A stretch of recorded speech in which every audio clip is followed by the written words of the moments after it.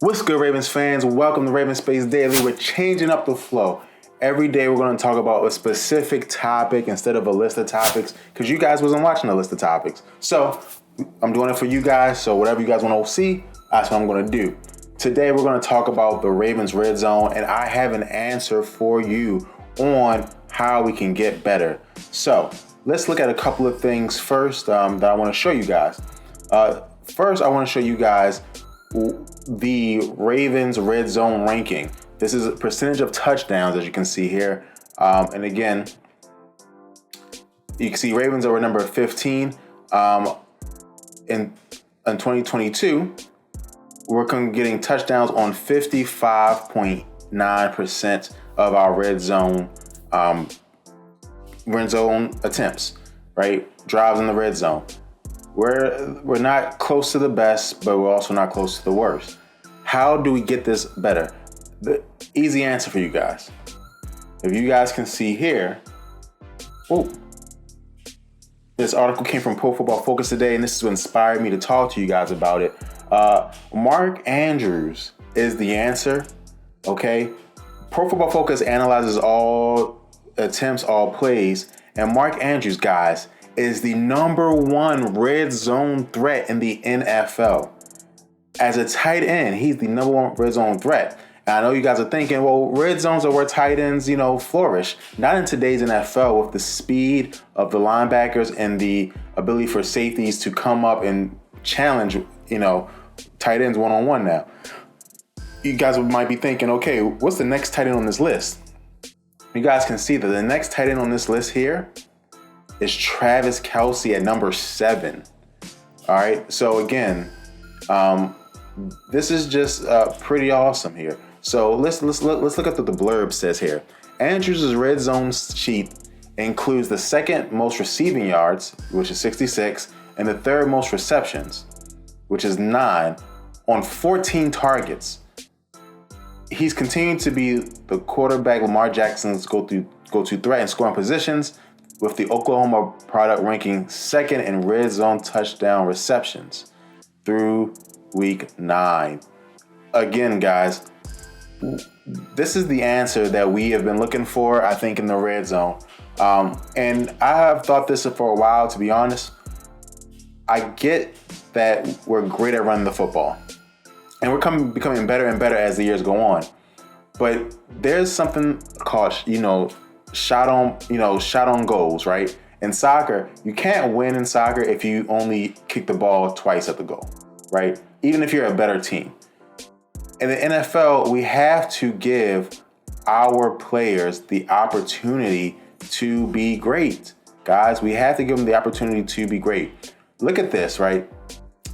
Austin Ekeler, who's a running back, and he's the first running back on this list, as you can see, he has 11 targets, right?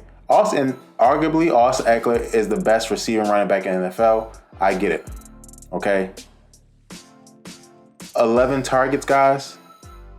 We have to get Mark Andrews more than 14 targets in the red zone, especially since we do get to the red zone a lot, guys. We really do, but we have to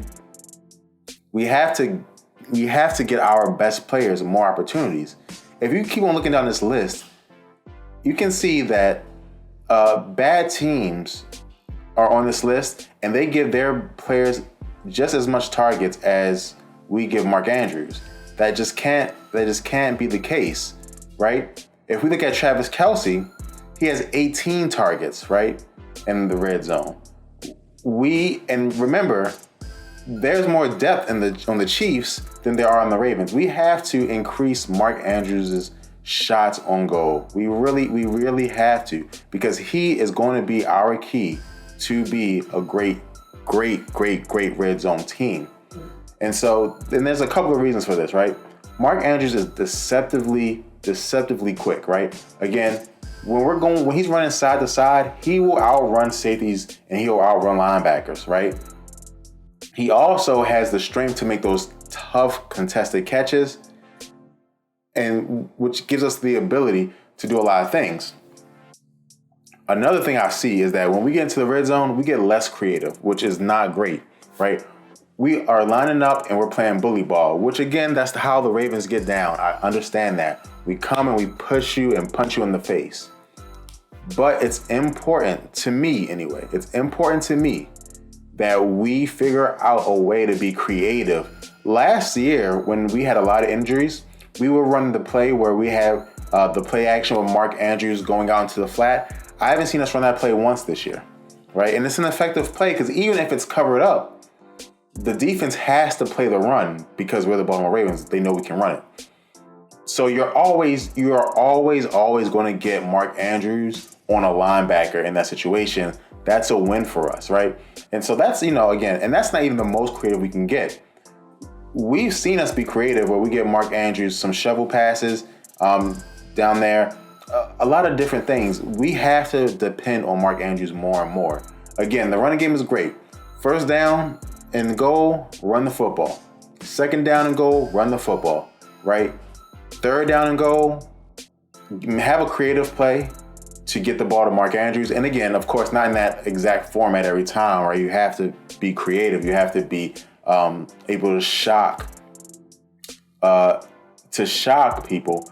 But it's getting to a point, guys, where I think we're just too predictable. And I'm going to show you guys something here as well, which would also highlight my point even more of why I think it's important for us to get Mark Andrews involved. So here, guys, are the PFF rankings for Mark Andrews. And again, I'm not going to keep this up here long because I don't want to get in trouble, right? Because I don't know if I can be showing you guys this here. But Mark Andrews is second in receiving touchdowns, okay, among tight ends with at least a certain amount of games played. But you guys can see here that the only player that's consistently better than him is Travis Kelce, because Mark Andrews has an 84.5 overall and an 82.4 receiving grade, right? Lamar Jackson has an 108. Let me show this guys. A 108 passer rating. Imagine how high that passer rating would be if he had more chances in the red zone, where he can dominate one-on-ones against linebackers. So that's what I'm saying. That's how I feel. So guys, I think that the way to really, really get better in the red zone is to depend on Mark Andrews a little bit more. Again, we see other teams like, for example, Justin Jefferson. He's again for the Vikings. But when they need some plays, they really depend on Justin Jefferson. They force him the ball. And I think we should get like that with Mark Andrews, especially in the red zone. Force him the ball. Do what the Patriots used to do with Gronk. Run Mark Andrews out to the side, and hopefully a linebacker comes with him, right? And if a linebacker comes with him, run some quick plays, some slants, some zigs. Get him one-on-one with the linebacker that way.